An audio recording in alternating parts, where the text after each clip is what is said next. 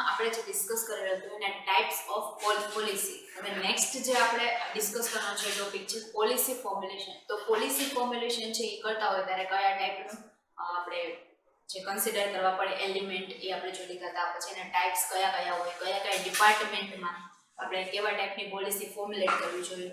Hall department છે કે department wise છે, આખા ઓર્ગેનાઇઝેશન છે, સિક્રેટ પોલિસી, ઇમ્પોઝ પોલિસી, ઘણું બધું છે. આપણે ટાઈપ્સ ઓફ પોલિસીમાં ડિસ્કસ કરવું છે કે પોલિસી ફોર્મ્યુલેશન છે એની અંદર શું ઇન્ક્લુડ થાય છે.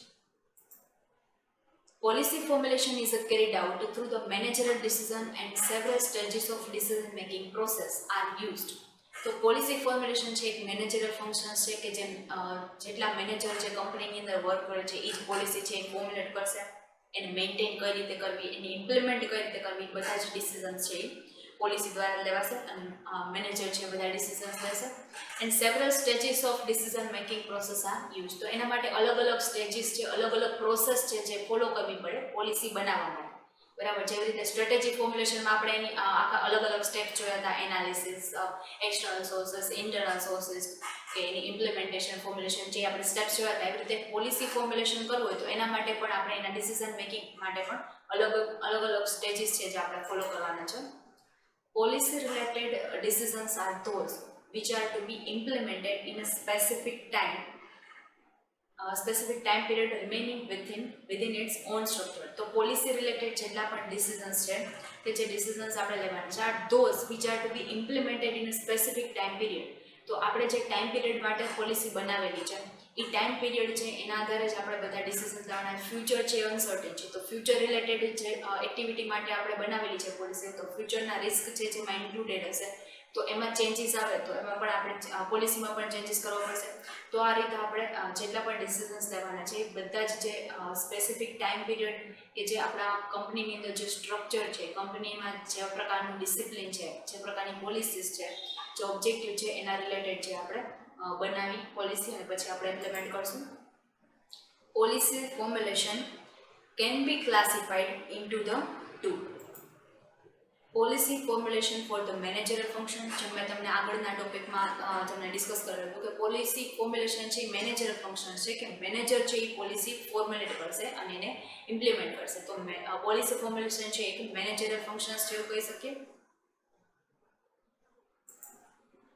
Policies are related to the functions of the business unit. તો પોલિસીસ છે બિઝનેસની અંદર કયા ટાઈપના ફંક્શન્સ થાય છે જે મેં તમને કીધું હતું.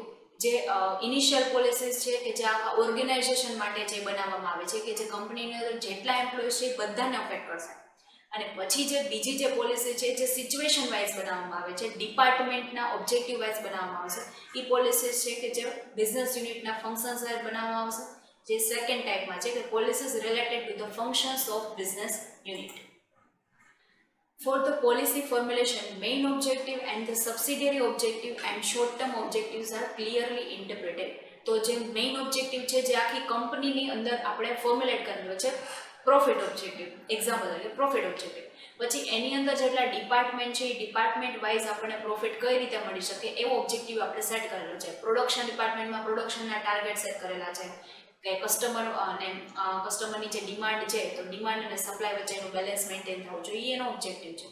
સેલિંગમાં એ રીતે છે કે સેલિંગમાં જેટલી ડિમાન્ડ છે એટલું પ્રમાણ આપણે સપ્લાય થાય, બરાબર છે, એટલા યુનિટ છે એ સેલ થવા જોઈએ. વધારેમાં વધારે ન્યૂ કસ્ટમર છે આપણે કઈ રીતે અટ્રેક્ટ કરી શકીએ તો આ સેલિંગ ડિપાર્ટમેન્ટ છે. રિસર્ચ અને ડેવલપમેન્ટ ડિપાર્ટમેન્ટમાં એવું છે કે જે પણ ચેન્જીસ આવે છે ટેકનોલોજીમાં, ગવર્મેન્ટ રૂલ્સમાં, તો અલગ અલગ જે ચેન્જીસ આવે છે એ ચેન્જીસને છે એ ડેટા આપણે કલેક્ટેડ કરી અને એને પછી આપણે ઇન્ટરપ્રેટ કરવાના, એનાલિસિસ કરવાના છે. And it's effectiveness in internal and external environment kept in mind. તો આપણે એક્સટર્નલ અને ઇન્વાયરમેન્ટલ ફેક્ટર્સ છે તો એ બધાને છે એ ધ્યાનમાં રાખી અને જે આપણા કંપનીની પ્રોડક્ટને અફેક્ટ કરે છે એ બધાનું જ ડેટા કલેક્ટ કરી, એનાલિસિસ કરી, જે ઇમ્પોર્ટન્ટ છે આપણે પાસે રાખી અને બાકીના છે એ રિમૂવ કરી દઈશું. તો આ રીતે જેટલા સોર્સિસ છે government, market, customer, creditor, ડેટર્સ, government, જે સોસાયટી છે કે બીજા ઘણા બધા ઓબ્જેક્ટિવ્સ છે, ઘણા બધા ફેક્ટર્સ છે જે કંપનીને અફેક્ટ કરે છે. Moreover, the wisdom of the policy formulating persons, their intellect, foresightness and the expertise also play significant role. તો જે મેનેજરિયલ ફંક્શન છે તો જે મેનેજર ઇન્ટેલિજન્ટ છે અથવા તો એ દૂરનું ફ્યુચર છે એ ફોરકાસ્ટ કરી શકે એમ છે કે બજેટ કરવું હોય તો બજેટ બનાવવા માટે આપણે કેટલા આખા વર્ષ દરમિયાન કેટલો ઇન્કમ આપણને જનરેટ થશે, કેટલો એક્સપેન્સ કરી શકશું, એ બજેટનું એક ન્યુમેરિકલ સ્ટેટમેન્ટ છે. એવી જ રીતે આપણે પોલિસી ફોર્મ્યુલેટ કરીએ ત્યારે એની અંદર જેટલા લોકો જોડાયેલા છે એ લોકો છે એ થિંકિંગ પ્રોસેસ છે એ કરશે કે આપણે ફ્યુચર માટે આપણે પોલિસી બનાવવાની છે તેમાં કેવા ટાઈપના રિસ્ક હશે, બરાબર છે. ઇન્ટેલેક્ટ, ફોરસાઇટનેસ અથવા તો એક્સપર્ટાઇઝ જે આપણે જે લોકો એની અંદર એક્સપિરિયન્સ્ડ છે એની અંદર એને એ પ્રકારનું ઓપિનિયન આપી શકે, સજેશન આપી શકે, ગાઈડન્સ આપી શકે. તો આ રીતે જે એક્સપર્ટાઇઝ લોકો છે, ઇન્ટેલેક્ટ, ફોરસાઇટનેસ એમની જે ખૂબ સારી છે કે દૂરનું ફ્યુચર છે એ ફોરકાસ્ટ કરી શકશે. તો આવા જે લોકો છે એનો પોલિસી ફોર્મ્યુલેશનમાં એક સિગ્નિફિકન્ટ રોલ છે. Policy formulation is a completely object-oriented and program-oriented process, but the individual skill also hold its importance. So, જે આપણે પોલિસી ફોર્મ્યુલેશન છે એ ઓબ્જેક્ટ છે એ કમ્પ્લીટલી ઓબ્જેક્ટ ઓરિએન્ટેડ છે કે આપણે આપણું જે ઓબ્જેક્ટિવ કેવો હશે એના આધારે જ આપણે પોલિસી છે ફોર્મ્યુલેટ કરશું. એટલે આપણે એને કહી શકીએ કે ઓબ્જેક્ટ ઓરિએન્ટેડ છે, પ્રોગ્રામ ઓરિએન્ટેડ. તો પ્રોગ્રામ ઓરિએન્ટેડ એક્ઝામ્પલ કે આપણે ડિપાર્ટમેન્ટ વાઇઝ જ્યારે એને ડિવાઈડ કરીએ છીએ તો ડિપાર્ટમેન્ટના ઓબ્જેક્ટ છે એના આધારે વર્ક કરશે તો એનું પ્રોગ્રામ, એની એક્ટિવિટી કેવી છે એના આધારે એની પોલિસી ડિસાઇડ થશે. But individual skill also hold its importance. તો આપણે પોલિસી બનાવેલી છે તો એમાં ઇન્ડિવિજ્યુઅલ સ્કિલ કેવી છે એના આધારે પોલિસી છે એ ડિપેન્ડ કરશે કે આપણે પોલિસી બનાવેલી છે અને આપણે કઈ રીતે ઇમ્પ્લિમેન્ટ કરી શકશું. ટોપ મેનેજમેન્ટ છે એને તો એના થિંકિંગ પ્રોસેસ અને ઇન્ટેલિજન્સી પ્રમાણે પોલિસી બનાવી દીધી છે. બોટમ લેવલ મેનેજમેન્ટના લોકો છે એના ઉપર ડિપેન્ડ છે કે એની સ્કિલફુલી અને ઇમ્પ્લિમેન્ટ કરી શકે છે કે નહીં, બરાબર છે. તો એના આધારે એનું ઇમ્પોર્ટન્સ છે એ ક્રિએટ થશે. Following are the stages of policy formulation. તો પોલિસી ફોર્મ્યુલેશન માટે અલગ અલગ સ્ટેજીસ છે કે જે આપણે એમને ડિવાઈડ કરવામાં આવેલા છે કે સ્ટેજીસને ફોલો કરવાના છે આપણે. એન્વાયરમેન્ટ એનાલિસિસ,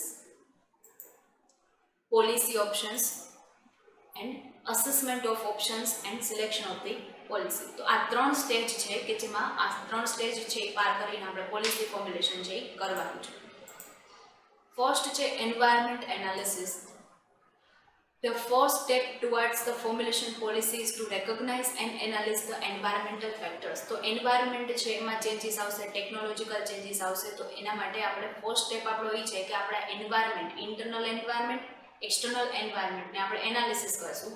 ગવર્મેન્ટ રૂલ્સમાં ચેન્જ આવે છે કે જેમ આગળમાં એક એક્ઝામ્પલ આપેલું હતું કે ડીઝલ કાર્સ છે. હવે આપણે ડીઝલ કારનું મેન્યુફેક્ચરિંગ કરીએ છીએ, હવે ગવર્મેન્ટ છે એનો રૂલ્સ આવવાનો છે કે ડીઝલ કાર છે એને બેન કરી દેવાની છે, બરાબર છે. તો આપણે ડીઝલ કાર છે એ બંધ કરીને આપણે ટેકનોલોજી સાથે ચેન્જ કરીને પેટ્રોલ કાર્સ છે એ આપણે મેન્યુફેક્ચરિંગ કરશું, આપણે કંપની શટડાઉન કરશું.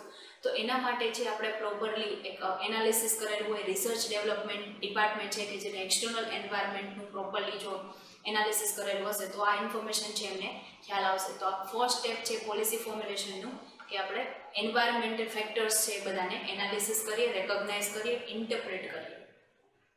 તો external environmental factors R related with. તો એક્સટર્નલ એન્વાયરમેન્ટલ ફેક્ટર્સની અંદર કેવા ફેક્ટર્સ ઇન્ક્લુડ થશે? Social, political, economic, technological risk and opportunities. તો જેમ SWOT એનાલિસિસને આપણે વાત કરી હતી કે સ્ટ્રેન્થ, વીકનેસીસ, ઓપોર્ચ્યુનિટી અને થ્રેટ, આ ચાર જે ફેક્ટર છે એ કંપનીની પોલિસી, કંપનીની સ્ટ્રેટેજી બધાને છે એ અફેક્ટ કરે છે. તો આ જેટલા પણ ફેક્ટર્સ છે કે જેની અંદર ચેન્જ આવે તો એ ચેન્જ છે આપણી પ્રોડક્ટને અફેક્ટ કરે છે તો આપણે એનું એનાલિસિસ કરીને એ પ્રમાણે આપણી પ્રોડક્ટમાં ચેન્જીસ છે એ કરવા પડે. Internal environmental factors are connected with the material resources, human resources, organizational structure, employees unions relation with the management, obtainable values of skill and ideas. તો ઇન્ટરનલ એન્વાયરમેન્ટલ ફેક્ટર્સ છે કે જે મટીરિયલ રિસોર્સિસ સાથે connected છે કે આપણે material છે એ કયા રિસોર્સિસમાંથી મેળવીએ છીએ. તો એ રિસોર્સિસ આપણે એને કંટ્રોલ કઈ રીતે કરી શકીએ. હ્યુમન રિસોર્સિસ, આપણી કંપનીની અંદર જેટલા એમ્પ્લોય વર્ક કરે છે એને મેનેજ કરવા માટે આપણે human resource department, human resource મેનેજમેન્ટનો એક ડિપાર્ટમેન્ટ બનાવેલો છે કે જે હ્યુમન રિલેટેડ જેટલા ડિસિઝન્સ છે, હ્યુમન રિલેટેડ જેટલા પણ વર્ક છે એ બધા છે એ હ્યુમન રિસોર્સ ડિપાર્ટમેન્ટ છે એ હેન્ડલ કરે છે. ઓર્ગેનાઇઝેશનલ સ્ટ્રક્ચર, તો ઓર્ગેનાઇઝેશનલ સ્ટ્રક્ચરમાં કંઈ ચેન્જીસ કરવાનું છે કે એની અંદર કંઈ ચેન્જીસ આવે છે, ગવર્મેન્ટની અંદર ચેન્જ આવે છે કે એન્વાયરમેન્ટ છે એને પોલ્યુશન ન થવું જોઈએ, આપણી પ્રોડક્ટ છે એ એન્વાયરમેન્ટને અફેક્ટ ન કરતી હોવી જોઈએ. એમ્પ્લોઈઝ યુનિયન્સ રિલેશન, તો મેનેજમેન્ટ અને એમ્પ્લોય વચ્ચેના રિલેશન્સ છે કે જે સારા આપણે બેલેન્સ મેન્ટેન કરવાનું છે. જો બે વચ્ચે ઇસ્યુ ક્રિએટ થશે જેના લીધે આપણા પ્રોડક્શનમાં પણ આપણા મેન્યુફેક્ચરિંગમાં પણ ઇસ્યુ ક્રિએટ થશે, તો એના માટે એમ્પ્લોય અને યુનિયન વચ્ચેના રિલેશન્સ છે, યુનિયન થ્રુ આપણે એમ્પ્લોયને જો રિક્રુટ કરેલા છે તો યુનિયન છે એ આપણી ઉપર કન્ટિન્યુઅસ વોચ રાખશે કે જે એમ્પ્લોય છે એને વર્ક કરાવે છે એના પ્રમાણે કન્સિડરેશન આપે છે કે નહીં. તો આ પ્રમાણે આપણી પોલિસીસ છે એ એમ્પ્લોયના વેલફેર માટે પણ હોવું જોઈએ કે એમ્પ્લોયનું વેલફેર, ગ્રેચ્યુટી, પેન્શન, અથવા તો આપણે એમને એના વર્ક માટે પ્રમોશન આપીએ, એનું કન્સિડરેશન છે એ આપીએ, બોનસ આપીએ. તો આ પ્રમાણે અલગ અલગ જે એમને છે એમ્પ્લોઈઝના રિલેશન્સ છે એ સારા રાખવા માટે આપણે ઘણી બધી ઓફર્સ છે એમને કરી શકીએ છીએ. With the management obtainable value of the skills and ideas, તો આ રીતે આપણે ઇન્ટરનલ ફેક્ટર છે એનું પણ પ્રોપરલી એનાલિસિસ કરીને પછી પોલિસી છે એને ફોર્મ્યુલેટ કરવાની છે, જેનું ફર્સ્ટ સ્ટેજ છે. Internal and external environmental factors are interrelated. તો ઇન્ટરનલ ફેક્ટર્સ છે કે જે આપણે જો લીધા, એક્સટર્નલ ફેક્ટર્સ લીધા, તો એ બધા જ ફેક્ટર્સ છે જે એકબીજા સાથે કનેક્ટેડ છે. ગવર્મેન્ટનો રૂલ છે એમાં ચેન્જ આવે, માર્કેટમાં કંઈ ચેન્જીસ આવશે, અથવા તો સ્ટાઇલમાં કંઈ ચેન્જીસ આવે કે પહેલાં આપણે કસ્ટમ રૂલ્સ પ્રમાણે આપણે જે આપણા ક્લોથ્સ હતા એ હતા, હવે આપણે મોડર્ન પ્રમાણે આપણે બધા ક્લોથ્સ છે એ ચેન્જ કરેલા છે. તો મોડર્નાઇઝેશન જે આવેલું છે બરાબર છે એ કઈ રીતે આવેલું, તો લોકો છે એના ટેસ્ટ પ્રેફરન્સીસમાં ચેન્જ આવશે, તો આપણે ક્લોથ મેન્યુફેક્ચરિંગમાં છે તો આપણે આપણા ક્લોથ્સમાં પણ ચેન્જીસ લાવવા પડશે, અધરવાઇઝ આપણા ક્લોથ્સ છે એ સેલ નહીં થઈ શકે. આ રીતે ઇન્ટરનલ એક્સટર્નલ એન્વાયરમેન્ટ છે એ બે ઇન્ટરકનેક્ટેડ છે, ઇન્ટરરિલેટેડ છે. That means change in the one factor affect its other related factor. જો એ બે ઇન્ટરકનેક્ટેડ હોય તો ઇન્ટરનલ ચેન્જીસ આવશે તો એના કારણે એક્સટર્નલને પણ અફેક્ટ થશે, એક્સટર્નલ ચેન્જીસ આવશે તો ઇન્ટરનલ એન્વાયરમેન્ટને પણ અફેક્ટ થશે. તો આ રીતે બધા ફેક્ટર એકબીજા સાથે ઇન્ટરરિલેટેડ છે, જેથી એક ફેક્ટરમાં ચેન્જ આવવાથી બીજા ફેક્ટરની અફેક્ટ કરશે. The environmental changes are important for the policy formulation. તો એન્વાયરમેન્ટલ ચેન્જીસ છે પોલિસી ફોર્મ્યુલેશન માટે ઇમ્પોર્ટન્ટ છે. કે એન્વાયરમેન્ટનું આપણે ચેન્જીસ જે એક્સટર્નલ ઇન્ટરનલ ચેન્જીસ આવે છે એનું જો એનાલિસિસ કરશું તો એ પોલિસી ફોર્મ્યુલેશન માટે આપણને ઇમ્પોર્ટન્ટ થશે. ડીઝલ કારનું જે રીતે આપણે એક્ઝામ્પલ લીધું, તો ડીઝલ કાર આપણે મેન્યુફેક્ચર કરીએ છીએ એના ઉપર બેન આવવાનું છે, તો આપણે એવી પોલિસી ફોર્મ્યુલેટ કરીએ કે જેનાથી આપણે ડીઝલ કારનું મેન્યુફેક્ચરિંગ બંધ કરીને જે પેટ્રોલ કાર છે એનું મેન્યુફેક્ચરિંગ છે એ કરી શકીએ. નેક્સ્ટ છે policy options.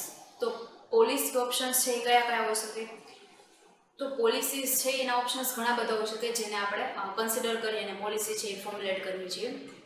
Here also like the decision process, different policy options R prepared for the similar type of work or the process. તો આપણે જે ડિસિઝન પ્રોસેસ છે કે જે બનાવીએ છીએ, ડિસિઝન લઈએ છીએ, એ પોલિસીના લિમિટેડ સ્કોપની અંદર જ ઇન્ક્લુડ થશે. પોલિસીની બહારના, એના સ્કોપની બહારના આપણે એક ડિસિઝન્સ છે એ નહીં લઈ શકીએ. અનમાઇન્ડફુલ ડિસિઝન્સ છે કે જેને આપણે પ્રિવેન્ટ કરશું.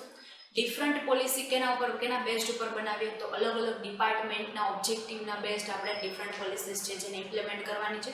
For the similar type of work or processes, કે જેમાં સિમિલર ટાઈપ ઓફ વર્ક થતું હોય ત્યાં પણ આપણે અલગ અલગ પોલિસીસ છે જે આપણે ઇમ્પ્લિમેન્ટ કરતા હોય છે. તો ડિસિપ્લિન માટેની પોલિસી હોય, મેન્યુફેક્ચરિંગની પોલિસી છે, સેલિંગ પોલિસીસ છે. તો આ રીતે એક જ ટાઈપના વર્ક માટે પણ આપણે અલગ અલગ પોલિસી છે એમને ડિવાઈડ કરી શકીએ. અને જે અલગ અલગ વર્ક છે એના માટે તો અલગ અલગ પોલિસીસ છે જ, બટ સેમ ટાઈપના વર્ક અને પ્રોસેસ માટે પણ આપણે ડિફરન્ટ પોલિસીસ છે એ ઓપ્શન્સ પ્રિપેર કરતા હોય છે કે જેના માટે બેસ્ટ ઓપ્શન્સ જે હશે એ આપણે ઇમ્પ્લિમેન્ટ કરશું. Optional policies are prepared recognizing different options, keeping in a view that the relation between the objective and policy. Objective અને policy બે વચ્ચેનું જે ઇન્ટરરિલેટેડ છે એનું રિલેશન્સ છે એને ધ્યાનમાં રાખીને આપણે પોલિસીસ છે એના ડિફરન્ટ ઓપ્શન્સ છે કે જે આપણે રેકોગ્નાઇઝ કરતા હોઈએ છીએ, ડિફરન્ટ ઓપ્શન્સ છે જે આપણે ઇમ્પ્લિમેન્ટ કરતા હોઈએ છીએ. તો એના માટે અલગ અલગ ઓપ્શનલ પોલિસીસ બનાવવામાં આવે કે જે આપણે એક્ઝિસ્ટિંગ પોલિસી મે બી વર્ક ન કરે તો આપણે બેકઅપ માટે જે ઓપ્શનલ પોલિસી છે એને ઇમ્પ્લિમેન્ટ કરી શકીએ. લાસ્ટ જે આપણો પોઈન્ટ છે એ છે assessment of the options and selection of the policy. હવે આપણે પહેલાં તો એન્વાયરમેન્ટનું એનાલિસિસ કરી લીધું, એના આધારે ડેટા લઈ લીધો, આપણે એનાલિસિસ કરી લીધું, પછી પોલિસીસના ઓપ્શન્સ જોઈ લીધા, અલગ અલગ ઓપ્શન્સની પોલિસી બનાવી લીધી જેમાં આપણે બેસ્ટ સ્યુટેડ આપણા માટે હતી એ બેસ્ટ છે એ ચૂઝ કરી લીધી. હવે એને એ જે ઓપ્શન્સ છે આપણી પાસે, જે આપણે બનાવેલી પોલિસી છે એનું અસેસમેન્ટ કરશું, એનું એનાલિસિસ કરશું, અને પછી આપણે છે એ સિલેક્શન કરશું કે આપણા માટે બેસ્ટ કઈ છે. બેસ્ટ ઓપ્શન્સ છે એને લઈને આપણે પોલિસી બનાવી લીધી. હવે બેસ્ટ ઓપ્શન્સનું પણ અસેસમેન્ટ થશે અને એમાંથી જે બેસ્ટ કઈ છે એને આપણે સિલેક્ટ કરશું. The available optional policies in a business unit are assessed for the purpose of the achieving organizational objective and proper policies is selected from it. તો આપણી પાસે અલગ અલગ ઓપ્શનલ પોલિસીસ છે કે જે અવેલેબલ છે. એ પોલિસીસ છે કે જે આપણી પાસે અવેલેબલ છે બિઝનેસ યુનિટમાં, એને એ જે પર્પસ માટે બનાવેલી છે, જે કંપનીના પર્પસ સાથે મેચ થાય છે કે નહીં, કે કંપનીનો ઓબ્જેક્ટિવ છે, ઓર્ગેનાઇઝેશનનો ઓબ્જેક્ટિવ છે અચીવ થાય છે કે નહીં, તો એની સાથે મેચ થાય તો એ અવેલેબલ પોલિસીસ છે કે જેને એનાલિસિસ કરશું આપણે. And the proper policies selected from it. તો એનામાંથી આપણે પ્રોપર પોલિસીસ છે કે જેને સિલેક્ટ કરવાની છે. If the selected policy is not able to achieve the organizational objective in a specific time limit or unable to maintain the values, ideals and the standards, then the new policy is found out and new options are assessed. તો આપણે જે અલગ અલગ options બનાવેલા છે એમાં existing policy આપણે implement કરીએ છીએ, એ સિલેક્ટ કરીએ છીએ, અસેસમેન્ટ કર્યું તો આપણને ખ્યાલ આવ્યો કે આપણી પોલિસી છે એ ઓર્ગેનાઇઝેશનલ ગોલ છે આપણો પ્રોફિટ મેકિંગનો, જેને અચીવ કરી શકે નથી, બરાબર છે. આપણી વેલ્યુ, સ્ટાન્ડર્ડ, આઇડલ્સ છે એ મેચ નહીં કરી શકે, એને કોપ અપ નહીં કરી શકે, તો આપણે ન્યૂ પોલિસીસ છે એના માટે ડેટા એનાલિસિસ કરશું. એના માટે ફરી પાછી એક પ્રોસેસ છે એ ઇમ્પ્લિમેન્ટ કરવામાં આવશે, જેનાથી ન્યૂ ઓપ્શન્સ છે ક્રિએટ થશે. ન્યૂ ઓપ્શન્સનું અસેસમેન્ટ કરશું આપણે અને પછી ન્યૂ પોલિસી છે એ સિલેક્ટ થઈને એને ઇમ્પ્લિમેન્ટ કરશું. તો આ પોલિસી ફોર્મ્યુલેશન માટેના પ્રોસેસ હતી. હવે જે નેક્સ્ટ ટોપિક આપણું છે પ્લાનિંગ પ્રેમાઇસીસ, જે આપણે નેક્સ્ટ લેક્ચરમાં ડિસ્કસ કરશું. Thank you.